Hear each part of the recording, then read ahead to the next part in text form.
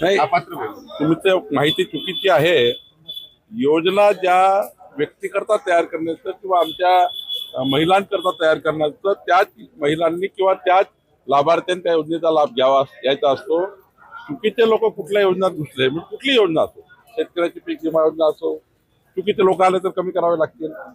कुठली योजना असो, विशेष सहाय्य योजना आहे, तिथे चुकीचे लोक आले तर कमी करावे लागतील. आमच्या लाडक्या बहिणीच्यासाठी आता isakal.com आहे देशातील नंबर 1 ची मराठी न्यूज वेबसाईट. प्रत्येक अपडेटसाठी isakal.com ला नक्की भेट द्या. माननीय देवाभाऊ आणि आमच्या सरकारने ही योजना सुरू केली लाडक्या बहिणीची. त्यामध्ये जर माणसं आले असतील, मोठ्या प्रमाणात चुकीचे लोक आले असतील तर ते कमी केले गेले पाहिजे, हे सर्वांचंच म्हणणं आहे. आणि त्यामुळे आम्ही जाणीवपूर्वक कुणाला कमी करणार नाही. आमचं सरकार, देवेंद्र फडणवीसचं सरकार पुढचे 5 वर्ष लाडक्या बहिणीची योजना चालू ठेवणार आहे. आज रक्षाबंधनाचा पवित्र दिवस आहे आणि पुढच्या काळामध्ये या योजनेची व्याप्ती वाढणार आहे. आमचे देवेंद्र फडणवीसजी, आमचे एकनाथ शिंदेजी, अजित पवारजी, आमचं महायुतीचं सरकार या योजनेला पुढे नेणार आहे. मी पुन्हा एकदा माननीय श्वेता महल्लेजी, आमची लाडकी बहीण, इथं मनापासून आभार मानतो, अभिनंदन करतो. आणि ही जे दूरदृष्टी ठेवून श्वेता महल्लेजीने हे कार्य केलं आहे, हे कार्य पुढच्या काळामध्ये हे जे छोटस वृक्ष लावलं आहे हे वटवृक्ष होईल असा मला विश्वास. तेव्हा का नाही बोलले शरद पवारजी? जे आज बोलताय शरद पवारजी, तुम्ही लोकसभेच्या निवडणुकीच्या वेळी का नाही बोलले? ज्या दिवशी तुमच्याकडे आले त्याच दिवशी पोलिसात कंप्लेंट का नाही केली? तुम्ही त्याच दिवशी त्यांना पोलिसात का नाही टाकलं? शरद पवारजींना या इतक्या मोठ्या नेतृत्वाने असं वागावं आणि असे बालिशपणाचे स्टेटमेंट करावे, मला वाटतं शरद पवार साहेबांना हे निश्चितपणे त्या ठिकाणी शोभणारं नाही आहे. शरद पवार साहेबांनी मग तुमच्याकडे निवडणूक मशिनरी पूर्ण या ठिकाणी तुमच्या ताब्यात येणारी यंत्रणा हे जर तुमच्याकडे आली होती आणि तुम्हाला जर त्या यंत्रणेचा वापर करायचा नव्हता, तेव्हाच तुम्ही निवडणूक आयोगाकडे किंवा पोलीसमध्ये कंप्लेंट का केली नाही, पोलीसमध्ये तक्रार का केली नाही? तुम्ही निवडणूक हारल्यावर आणि तुमच्या आता तुमच्या पार्ट्यात कोणी राहायला तयार नाही आणि तुमचं पूर्ण नेतृत्व उद्ध्वस्त होत आहे आणि तुमच्या नेतृत्वाला कोणी मानायला तयार नाही, म्हणून या ठिकाणी असे बालिशपणाचे स्टेटमेंट करणं चालू आहे. मी कालही सांगितलं, आजही सांगतो, आता राजकीय प्रश्नाचा काही दिवस नाही, रक्षाबंधन आहे, पण राहुल गांधी वारंवार मतदाराचा अपमान करताय. जेव्हा या महाराष्ट्रामध्ये लोकसभेमध्ये त्यांना 2.5 कोटी मतं मिळाले तेव्हा ते कधी बोलले नाही. लोकसभेच्या वेळी 31 सीट निवडून बोलले नाही. आणि प्रत्येक मतदार यादीच्या वेळी मतदारांना यादीवर ऑब्जेक्शन घेण्याचे दिवस असतात. तुमच्या प्रत्येक बूथवर काँग्रेस किंवा सर्वच पक्षाकरता एक बूथ लेवल एजंट असतो, त्यांनी ऑब्जेक्शन घ्यायचं असतं. तुम्ही कुठलं ऑब्जेक्शन घेतलं नाही. मतदार यादीवर ऑब्जेक्शन घेतलं नाही. मशीन सील करताना ऑब्जेक्शन घेतलं नाही. जेव्हा मशीन सील होतं मतदानाची तेव्हा ऑब्जेक्शन घेतले नाही. आता मात्र मतदाराचा अपमान करताय तुम्ही निवडणूक हारल्यामुळं. आताही माझी गॅरंटी त्यांना आव्हान आहे, चिखलीमधनं अजून एक निवडणूक आहे डिसेंबरमध्ये, नगरपालिका, महानगरपालिका, जिल्हा परिषद मध्ये. उद्या ते म्हणतील की बोगस मतदानामुळे हारलं. उद्या ते म्हणतील की आम्ही त्या ठिकाणी बोगस मतदान झालं किंवा मतदारही चुकीची आहे. माझं आव्हान आहे की महाराष्ट्रामध्ये महायुती 51% मतं घेऊन जिंकणार आहे.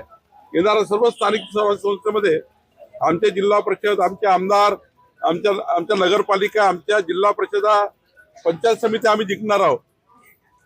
सर्व निवडणुका महायुती जिंकणार आहे. उद्या राहुल गांधीने हे म्हणू नये की मतदाराची बोगस होती. आताच मतदारांनी चेक करून घ्या, म्हणजे उद्या हे मनाला स्कोप नको आहे की तुमची मतदारही चुकली होती म्हणून तुम्ही निवडणुका जिंकल्या. राहुल गांधी महाराष्ट्रात, देशात सर्वच निवडणुका हरणार असल्यामुळं आणि काँग्रेस पार्टीला महाराष्ट्रामध्ये सर्व सोडून चालल्यामुळं, जालन्यातलं कैलास गोरंट्याल सोडून गेले, धुळ्यामधनं कुणाल पाटील सोडून गेले, पुण्यामधनं संग्राम जगताप सोडून गेले, अनंतराव चोट्टे सोडून गेले, या ठिकाणी परभणीमधनं सुरेश वरपुडकर सोडून गेले. आणि विदर्भात तर इतका मोठा स्फोट होणार आहे की काँग्रेस पार्टी ही, एकही नेता काँग्रेस पार्टीत राहायला तयार नाही. हे जे स्फोट काँग्रेस पार्टी होत आहे, ही काँग्रेस पार्टी सांभाळून ठेवण्याकरता कार्यकर्त्याची पळापळ मचल्यामुळं आणि राहुल गांधींना कुठलंही या देशाच्या विकासाचं व्हिजन नसल्यामुळं राहुल गांधीला या देशाच्या विकासाची नाडीच कळली नाही आणि म्हणून काँग्रेस पार्टी लोक सोडून चालले की पार्टी थांबवण्याकरता राहुल गांधी मतदारांवर आक्षेप घेत आहे, मतदारावर आक्षेप घेत आहे आणि मतदार राजाचा अपमान करताय. राहुल गांधी यानंतर असाच अपमान करत राहील या देशामध्ये मतदाराचा, तर काँग्रेस पार्टी शून्य झाल्याशिवाय राहणार नाही. मग राहुल गांधी पडले का नाही? पोलीस केस का केली नाही? सीबीआय मध्ये त्या ठिकाणी तक्रार काय केली नाही? या देशामध्ये त्या यंत्रणाकडे तक्रार केली का केली नाही?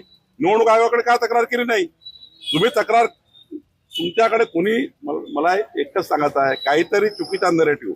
जेव्हा तुम्ही लोकसभेमध्ये खोटारडेपणा केला, खोटारडेपणा लोकांनी ऐकला, आता पुन्हा डबल खोटारडेपणा करताय. कारण त्यांना माहित आहे बिहार निवडणूक हारणार आहे, महाराष्ट्र पूर्ण हातातून जाणार आहे, एकही नगरपालिका जिंकणार नाही आहे, लोक सोडून चालले आहे, नेते काही शिल्लक राहिले नाही आहे आणि त्यामुळं भारतीय जनता पार्टी महायुती 51% मतं घेऊन जिंकणार आहे. आणि म्हणून पुन्हा एकदा हे चुकीचा नरेटिव्ह महाराष्ट्रात तयार करण्याकरता अशा पद्धतीचे स्टेटमेंट करता आहे. ते प्रकाश आंबेडकरलाच विचारा, मला माहिती नाही. बोगस मतदानासंदर्भात आधार आणि मतदान लिंक आहे पर्याय असू शकतो. मग हा पर्याय निवडणूक आयोग या ठिकाणी पुढच्या काळात करणारच आहे आणि पहिलेही केलाय. शेवटी निवडणूक आयोग हा वारंवार आपापल्या पुढच्या सुधारणेमध्ये करत असतो. त्यामुळं निवडणूक आयोगाचा प्रश्न आहे. राहुल गांधींनी उत्तर द्यायला हवं, मात्र भाजपच उत्तर देतं असं विरोधच नाही. अरे बाबा, राहुल गांधीला जर मी आता निवडणूक आयोगाचं उत्तर देत असलो तर मला निवडणूक आयोगाचा वकील मी आहे. 50 वेळा निवडणूक आयोगाने त्यांना उत्तर दिलाय, पण खोटारडेपणा खरा ठरलाय ना, त्यांच्या पार्टीत ठरलाय या विषयावरच जायचं आहे, या विषयावरच रोज बोलायचं आहे. रोज बोललं खोटून रेटून बोललं खोटं बोललं, रोज बोला रेटून बोला खोटं बोला, लोकांना खरं वाटतं. एखादी गोष्ट रोज बोलल्या, श्वेताताई म्हणलं एखादी गोष्ट रोज बोलल्या, मी एखादी गोष्ट रोज बोलली. खोटं बोला रेटून बोला हे आज त्यांनी स्वीकारलेलं आहे आणि त्यामुळे त्यांना थोडं यश मिळालं लोकसभेमध्ये. खोटं बोला रेटून बोला, संविधान बदलणार आहे, मोदीजी बदलणार आहे. लोकांना माहित झालं खोटारडेपणा आहे. आता काही लोक झास्यामध्ये येणार नाही आणि पुढच्या सर्व महाराष्ट्राच्या निवडणुका 51% मतं घेऊन आम्ही जिंकणार आहोत. शरद पवार म्हणतात की एकनाथ शिंदे यांना मी चांगलं ओळखतो, त्यांचा पुढचा रस्ता कसा असेल हे लवकरच कळेल. एकनाथ शिंदे साहेब आमचे महत्वाचे नेते आहेत आणि एकनाथ शिंदेजींना आमचे ते या महायुतीमध्ये मोठे नेते आहेत. त्यामुळे एकनाथ शिंदेजी आम्हाला माहिती आहे. पवार साहेबांनी आता आपली महाविकास आघाडी त्यांनी आपल्या महाविकास आघाडीकडे लक्ष द्यावं. महायुती आमची बरोबर आहे. देश विदेशातील प्रत्येक घडामोडींचे लाईव्ह अपडेट मिळवण्यासाठी आता साम टीव्हीच्या सर्व सोशल मीडिया प्लॅटफॉर्मला लाईक, फॉलो आणि सबस्क्राईब करा. तसंच सर्व नोटिफिकेशनसाठी बेल आयकॉन प्रेस करायला विसरू नका.